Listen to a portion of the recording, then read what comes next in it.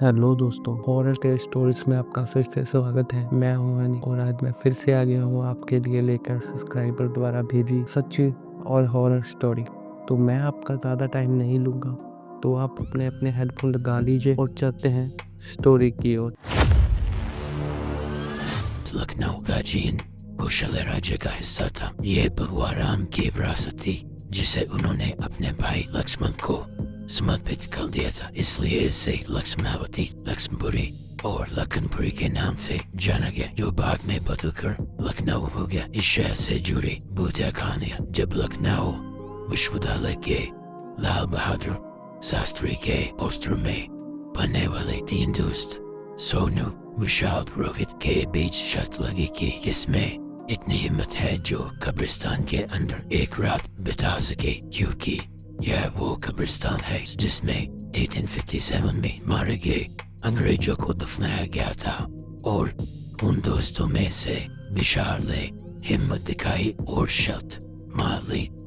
अगले दिन तीनों दोस्त विश्वविद्यालय से निकले और नंदवा कॉलेज और का पुल के रास्ते से होते हुए कब्रिस्तान के पास पहुंचे। रात के करीब 1 बज चुके थे। सन्नाटा छाया हुआ था और सड़क पर भी 1-2 गाड़ी वाले नजर आ रहे थे। तीनों दोस्त कब्रिस्तान में पहुंचे। कब्रिस्तान के चारों ओर दीवार टूटी हुई थी, कोई भी आसानी से अंदर जा सकता था और रात के करीब 1 बज चुके थे। सोनू, ठीक है विशाल, कल मिलते हैं। अगर तुम जिंदा रहे तो। विशाल, अरे जिंदा क्यों नहीं रहूंगा, मुझे भूत से डर नहीं लगता, और जब डर ही नहीं लगता तो फिर डर किस बात का। इतना कहकर विशाल जोर से हंसने लगा।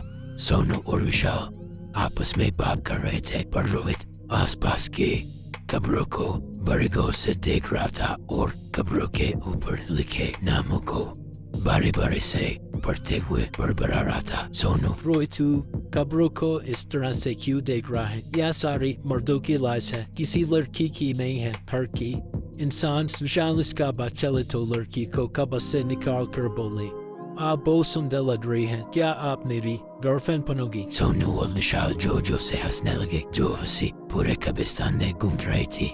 रोहित, अरे नहीं सोनू, मैं तो इन कब्रों पे लिखे नाम को पढ़ रहा था, क्योंकि पिछले हफ्ते जब मैं अंजनी के साथ यहाँ घूमने आया था तो इस थॉमस हैक की कब्र इस कब्रिस्तान के सबसे आखिर में थी, और मुझे इसलिए याद है क्योंकि मैंने इसी कब्र के पास से फूल को तोड़कर अंजलि को दिया था। रोहित की बात सुन सोनू और विशाल भी एक पल के लिए सोच में पड़ गए। सबके मन में सिर्फ ये सवाल था कि आखिर कब्र एक जगह से दूसरी जगह कैसे जा सकती है, और इस बात की पुष्टि इस बात से भी हो रही थी कि रोहित के तोड़े हुए फूलों की पत्ती अभी भी मुरझाई हुई कब्र के पास ही थी। विशाल, अच्छा ठीक है, अब मुझे और उल्लू मत बनाओ, मुझे डराने की तुम्हारी कोशिश किसी काम की नहीं है, समझ गए? मैं इस कब्रिस्तान से अब कल सुबह ही आऊंगा। मो भी जिंदा, चलो जाओ अब तुम दोनों, मुझे अकेला छोड़ दो। विशाल की बात सुन सोनू और रोहित कुछ नहीं बोले और आपस में बात करते हुए कब्रिस्तान से बाहर आ गए। और विशाल अपने दोस्तों को कब्र से जाते शांत देख रहा था, और उनके जाने के बाद विशाल उसे थॉमस हैक की कब्र के ऊपर बैठ गया और वहीं पर जमी घास को निकालने लगा। उसकी नजरें पूरी कब्रिस्तान को ताड़ रही थी। तभी जमीन से एक हाथ निकला और विशाल के हाथ पकड़कर उसे कब्र से नीचे गिरा दिया। उसने जब आसपास देखा तो कोई नहीं था, और जब उसकी नजर अपने हाथ पर गई तो हाथ पर किसी के नाखूनों से नोचे हुए निशान थे जिससे खून निकल रहा था। उसने खुद को संभाल कर एक बार फिर कब्रिस्तान को देखा तो उसे धुआं ही धुआं उड़ता हुआ दिखा जो उसी की तरफ बढ़ रहा था। इससे पहले वो कुछ समझ पाता, धुएं ने उसे घेर लिया, जिसकी वजह से उसका दम घुटने लगा, और फिर अगले ही पल उसे गोली और तलवारों की आवाज़ें आने लगी और की उसकी आंखों के सामने स्वतंत्रता सैनिकों ने अंग्रेजी हुकूमत के सिपाहियों को उन्हीं की बंदूक से उन्हीं का सीना छलनी कर रहे थे। तलवारों से उनका जिस्म और उनकी गर्दन दोनों को काट रहे थे, और यह सब विशाल के सामने हो रहा था।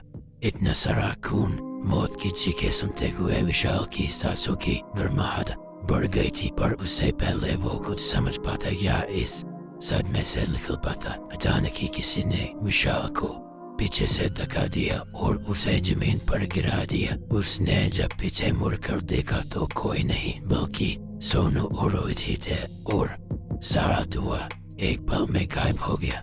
सोनू, अबे देख कितना फट्टू है ये। रोहित, अबे जब इतना डर लगता है तो यहाँ अकेले आने के लिए हाँ ही क्यों करी? जरा अपने चेहरे का रंग देख, डर के मारे कितना उतरा हुआ है। सोनू और रोहित जोर से हंसने लगे क्योंकि अचानक से धक्का लगने की वजह से वो डर गया था। विशाल, बंद करो तुम लोग अपनी ये नौटंकी और चलो यहाँ से, मुझे और नहीं रहना इस कब्रिस्तान में। तुम्हें अंदाजा भी नहीं है कि मैं अभी क्या देख रहा था। विशाल जानता था कि जो उसने अभी देखा है वो कभी अपने दोस्तों को समझा नहीं पाएगा, इसलिए हिजलाता हुआ दोनों से क्या कर बाहर जाने को तैयार ही था। तभी रोहित ने उसका हाथ पकड़ उसे रोक लिया। रोहित, अबे तू अकेला कहाँ चल दिया?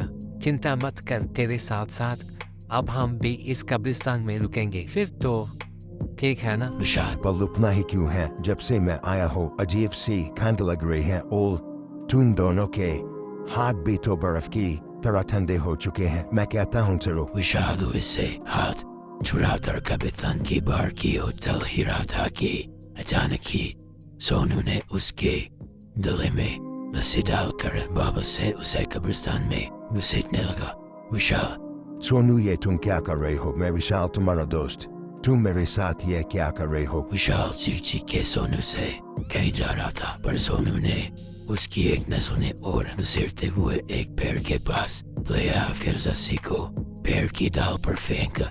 दूसरी तरफ से खींचता हुआ विशाल को हाथ से चढ़ाने लगा। विशाल, सोनू, ये तू क्या कर रहा है? रोहित, तू सोनू को रोकता क्यों नहीं? तुम दोनों मेरे साथ क्या कर रहे हो? विशाल के इतना चीखने पर भी उन्होंने उसकी एक न सुने और देखते ही देखते विशाल फांसी की वजह से जब बताने लगा। इतने में ही उन दोनों में से एक बोलता है, अब जब तू मर ही रहा है तो सुनता जा, हम वो है ही नहीं जो तू समझ रहा है। मैं हूँ सेनापति थॉमस हैक और ये मेरा सिपाही था। तुम भारतीय हमेशा से ही अंग्रेजी हुकूमत के गुलाम थे और गुलाम रहोगे। इतना कहकर उन दोनों का शरीर धीरे धीरे अंग्रेजी हुकूमत के सिपाहियों की पोशाक से ढक गया, जिनकी आंखों के सामने विशाल फांसी पर लटका तड़प रहा था। विशाल के इतना तड़पने पर भी उन सिपाहियों को क्या नहीं है, उन्होंने अपने हाथ में पकड़ी बंदूक और तलवार से विशाल के शरीर को छली करना शुरू कर दिया, जिससे विशाल की मौके पर ही मौत हो गई। अगली सुबह जब उनके दोस्त उसे लेने कब्रिस्तान आए तो कब्रिस्तान के बाहर पुलिस और मीडिया की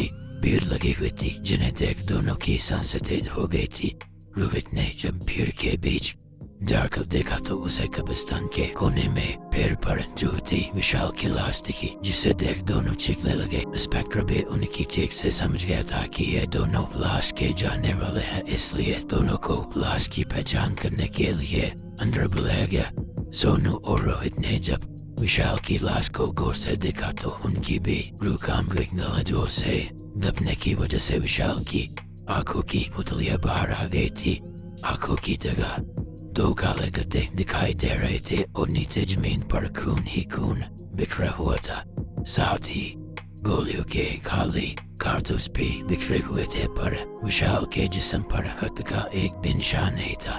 दोनों ने लाश को पहचान तो लिया था, पर अब ये केस पुलिस को भी समझ नहीं आ रहा था। पर पोस्टमार्टम से यह बात साबित हो चुकी थी कि बाहर से भले ही उसके शरीर को कोई खरोच न आई हो, लेकिन अंदर से उसका शरीर गोलियों से छले पड़ा था और अंदर से मांसपेशियां यहाँ तक कि हड्डियां भी कटी हुई थी। बहुत जांच पड़ताल के बाद भी केस कभी नहीं सुलझा और कुछ साल बाद सोनू और रोहित की लाश भी उसी रहस्यमय तरीके से उसी पैर पर फांसी पर लटके मिली। पोस्टमार्टम रिपोर्ट्स ने वही लिखा था जो विशाल की रिपोर्ट्स में लिखा था। शरीर पर एक भी कुछ के निशान नहीं, पर अंदर से जिस्म गोलियों से छले हुआ पड़ा था और तलवार से मांस के साथ हड्डियां भी कटी हुई थी। और आज भी इस केस की फाइल लखनऊ के एक खाने में ढूंढ खा रही है, लेकिन अब वक्त बदल चुका था। सरकार ने कब्रिस्तान को सुरक्षित करते हुए चारों तरफ दीवार बनवा दी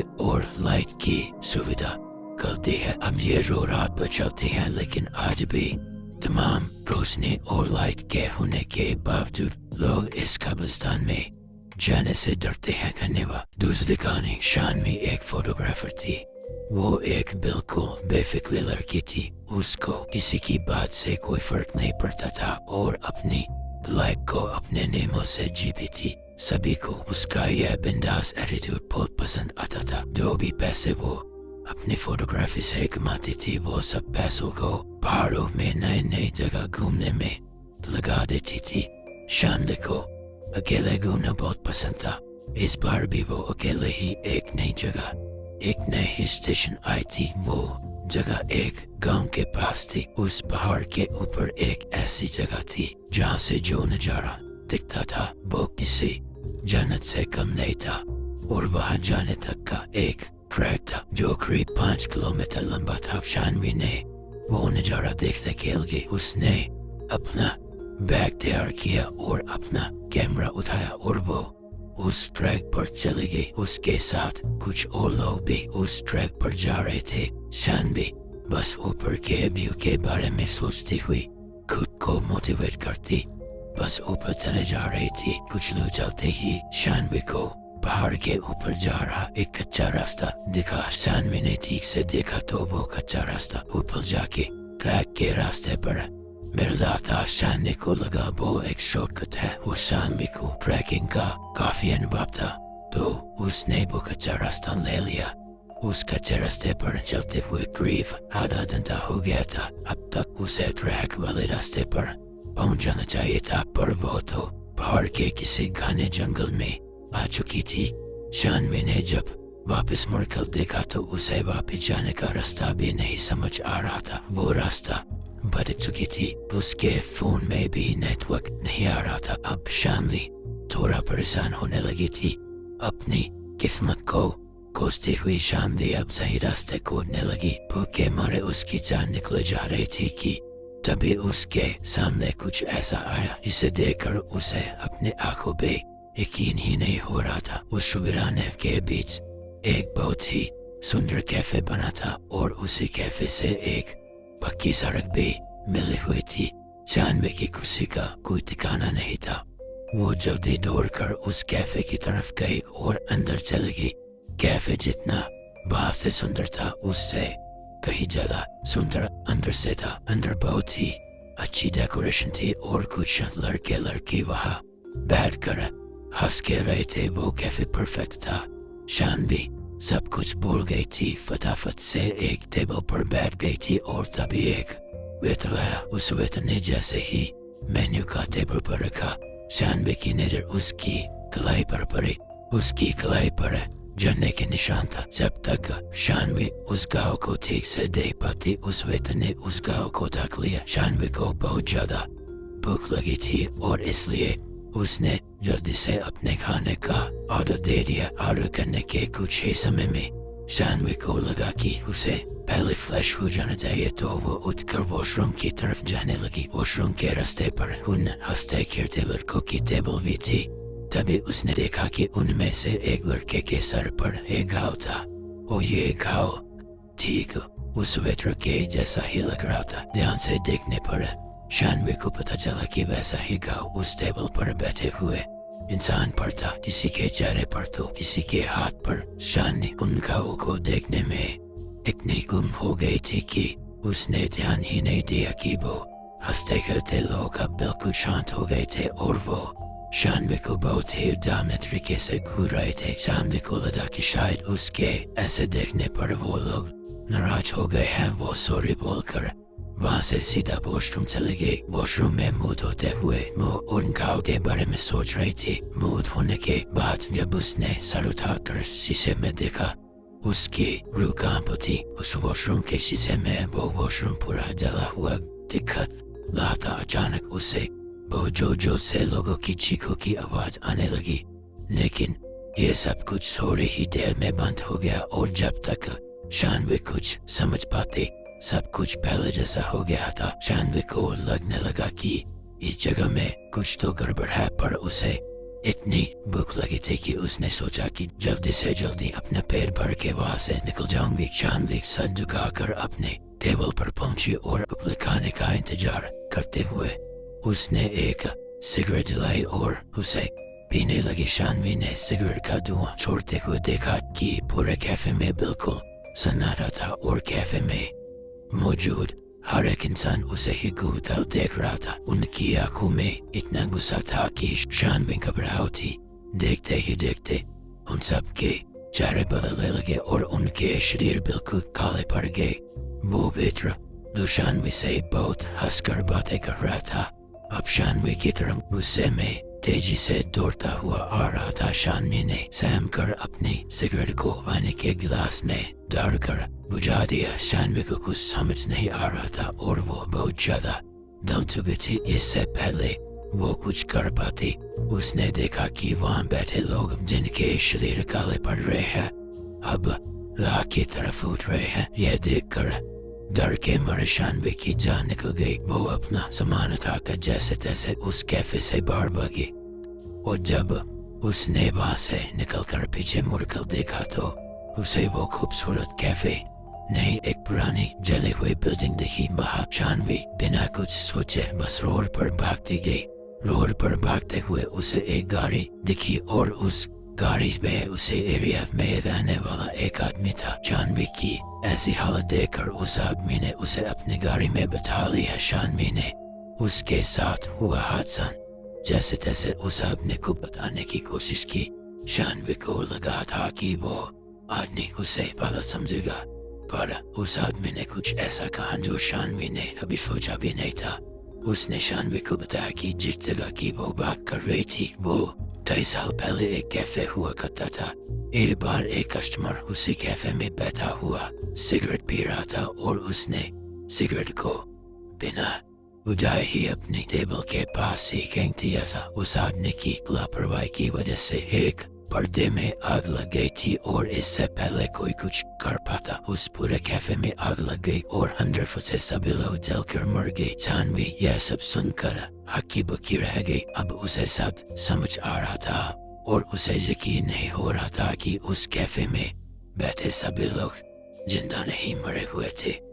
उस आदमी की बात सुनकर शानवी सोच रही थी कि वो बाल बाल बच गई लेकिन शानवी को यह नहीं पता था कि उसके बगल में बैठे इंसान की गर्दन पर भी वैसा ही जला हुआ निशान था। अगले दिन उस एरिया के अखबार में एक खबर आई जिसमें लिखा था कि एक लड़की की उसी रोड पर एक्सीडेंट से मौत हो गई और उस लड़की का नाम शानवी था। तो दोस्तों शानवी की मौत के साथ हमारी स्टोरी यहाँ खत्म होती है। अगर आपको हमारी कहानी अच्छी लगी हो तो आप हमारे वीडियो को लाइक शेयर कमेंट जरूर करें और हमें मोटिवेशन के लिए हमारे चैनल को सब्सक्राइब जरूर करें। धन्यवाद।